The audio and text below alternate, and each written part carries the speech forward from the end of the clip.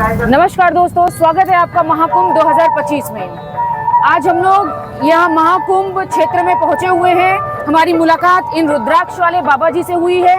ऐसा अवसर है जहाँ आस्था, विश्वास और सांस्कृतिक का अद्भुतम होता है। और कहते हैं कि संगम में स्नान करने से सारे पापों का नाश हो जाता है और आत्मा को शुद्धि मिलती है। तो बाबा जी प्रणाम। बाबा जी आप? मैं दिगंबर अजयगिरी बाबा और रुद्राक्ष बाबा श्री तपोनिधि निरंजनी पंचायती अखाड़ा से हूँ। जी बाबा जी, आपकी अवस्था कितनी होगी? एज? मैं 41 वर्ष का हूँ। 41 साल के हो गए हैं। और बाबा जी बनने का आपका विचार अंदर से कब आया कि मुझे बनना चाहिए? देखो, कोई विचार मात्र से साधु नहीं बन सकता जी। साधु बनने के लिए कई जन्मों के हमारे संचित कर्म होते हैं जी। हाँ, जिसके फलस्वरूप हम संन्यास को प्राप्त कर पाते हैं, संन्यास के मार्ग पे चल पाते हैं। मैं 14 वर्ष की आयु में संन्यास धारण किया था। 14 वर्ष की आयु में इन्होंने संन्यास धारण कर लिया था। बाबा जी, आपने इस तरीके से रुद्राक्ष को धारण किया है कि एकदम साक्षात भोले बाबा आप लग रहे हैं। जिस तरीके से उनका फन निकला हुआ है, एकदम उसी तरीके से आपने अपने आप को, मीन्स एक तरीके से कहें तो आपने भस्म पोत करके अपने वस्त्र बना लिया है और इन रुद्राक्ष को अपना आभूषण बना लिया है आपने।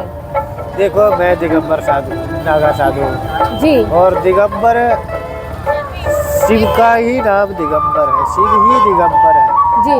और नागा साधु जो होते हैं वो शिव जी के ही गण होते हैं और गण शिव के स्वरूप ही होते हैं।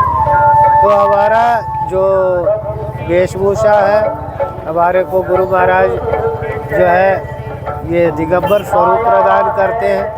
दिगंबर स्वरूप में हमारा वस्त्र भभूति का ही होता है, भभूति ही वस्त्र होते हैं और आभूषण की जगह हम रुद्राक्ष की माला धारण करते हैं। और विशेषतः मैंने 11,000 रुद्राक्ष धारण किया है। 11,000 रुद्राक्ष का एक विशेष महात्मा है। शिव पुराण के अनुसार जो 11,000 रुद्राक्ष धारण करते हैं वो भगवान शिव के रुद्र स्वरूप माने जाते हैं। और हम नागा दिगंबर साधु हैं तो रुद्राक्ष की उत्पत्ति शिव से है, हम शिव संप्रदाय के हैं। तो हमारी रुद्राक्ष से लगाव अधिक रहते हैं। सभी नागा दिगंबर साधु रुद्राक्ष धारण करते, चाहे वो एक हो या अनेक हो, अवश्य धारण करते। तो मैंने भी धारण किया। हरिओम। बाबा जी ने 11,000 रुद्राक्ष धारण किए हैं और कहते हैं कि जो ये रुद्राक्ष धारण करते हैं वो स्वयं भगवान शिव के दूसरे स्वरूप के रूप में इनको माना जाता है। उनका रुद्र स्वरूप इन्हें कहा जाता है।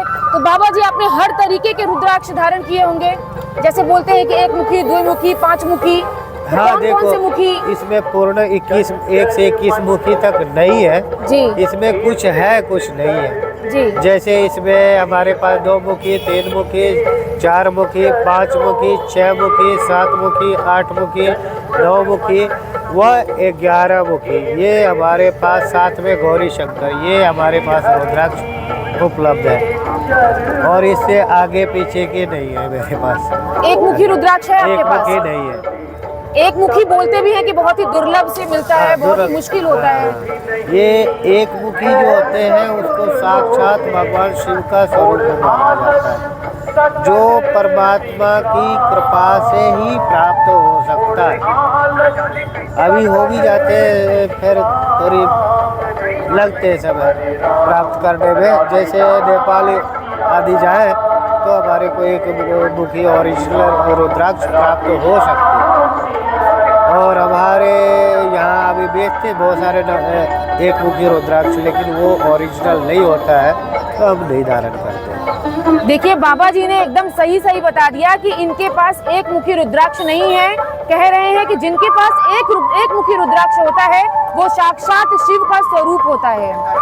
और कह रहे हैं कि एक मुखी जो रुद्राक्ष होता है वो मिलना बहुत ही दुर्लभ होता है। लोग झूठ बोल करके बेच देते हैं, लेकिन वो मिलना बहुत ही मुश्किल है। तो बाबा जी, आपको रुद्राक्ष का महत्व आपने बताया कि शिव के स्वरूप जैसा माना जाता है, तो क्या इसे हम लोग भी धारण कर सकते हैं? हाँ, रुद्राक्ष ऐसा है, पंचमुखी रुद्राक्ष कोई भी धारण कर सकता है। जी बस इसके कुछ नियम संयम से रखने पड़ते हैं। जैसे सूतक पातक से इनको दूर रखने पड़ते हैं। इसको रुद्राक्ष धारण करके कोई भक्षण या सोमरस पान इत्यादि नहीं करने होते हैं। शुद्धता से रहने होते हैं, स्वच्छ जीवन रखने होते हैं और रुद्राक्ष फलदायी होते हैं। हरिओम। जी, आपके विचार में कब आया कि मुझे एकदम रुद्राक्ष पहन लेना चाहिए? देखो, हम जब गुरु के शरण में जाते हैं सर्वप्रथम तो हमारे गुरु से सभी को, एक सन्यासी को गुरु से गुरुकंठी के रूप में रुद्राक्ष की प्राप्ति होती है। सर्वप्रथम हमारे गुरुजी रुद्राक्ष ही देते हैं। हाँ, रुद्राक्ष के साथ मंत्र दीक्षा देते हैं। तो ये रुद्राक्ष तो हमारे सन्यासी के जितने भी सन्यासी सभी धारण करते हैं। तो ये तो हमारे गुरु महाराज से मिले हैं आशीर्वाद के रूप में, ये सभी धारण करते हैं। और मैंने अलग से धारण किया, ये हमारे खुद की विचार थी। हरिओम। तो बाबा जी, आपको ये रुद्राक्ष आप कभी निकाल सोते भी हैं तो ये पहने रहते हैं रुद्राक्ष? नहीं, रुद्राक्ष के नियम होते हैं जी। हम जैसे शयन करने जाते हैं तो रुद्राक्ष के बहुत सारे माला हैं, इनके साथ शयन करेंगे तो ये खंडित हो जाएंगे जी। तो इनका नियम होता है, इनको उतार के रख देने होते हैं। और जब प्रातः फिर ब्रह्म मुहूर्त में स्नान इत्यादि कर्मों से निवृत्त होकर भस्म धारण करके फिर हम रुद्राक्ष को अभिमंत्रित करके धारण करते हैं। हरिओम। जी, इस महाकुंभ में जैसे हमारा उद्देश्य ये होता है कि चलो महाकुंभ मेला देख के आते हैं, साधु संत के दर्शन करके आते हैं, आपके दर्शन करके हम लोग सही रास्ते पे चलते हैं तो आगे बढ़ाने की बात करते हैं। उसी तरीके से महाकुंभ 2025 में आपका आने का उद्देश्य क्या है बाबा जी? देखो, हम नागा साधु जितने भी हैं हर एक कुंभ मेला में हम उपस्थित होते हैं। केवल 2025 नहीं, हम 19 में भी थे, हम 16 में भी थे, हम 7 में भी थे, हम 1 में भी थे। तो हम जो है हमेशा उपस्थित रहते हैं। नागा साधु जितने हैं इनके ही मुख्य स्नान हमारे परंपरा से ही चली आई है।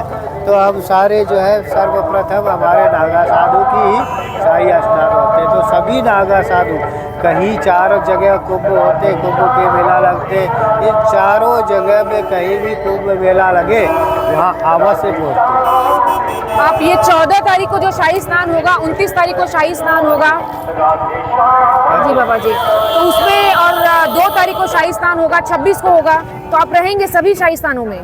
हाँ जी, मैं देखो तीन हमारे नागा साधु के 3 मुख्य शाही स्नान होते हैं। प्रथम शाही स्नान है 14 जनवरी की, द्वितीय शाही स्नान है 29 जनवरी की और तृतीय शाही स्नान है 3 फरवरी की। उसके बाद हमारे नागा साधुओं के कुंभ पूर्ण हो जाते हैं।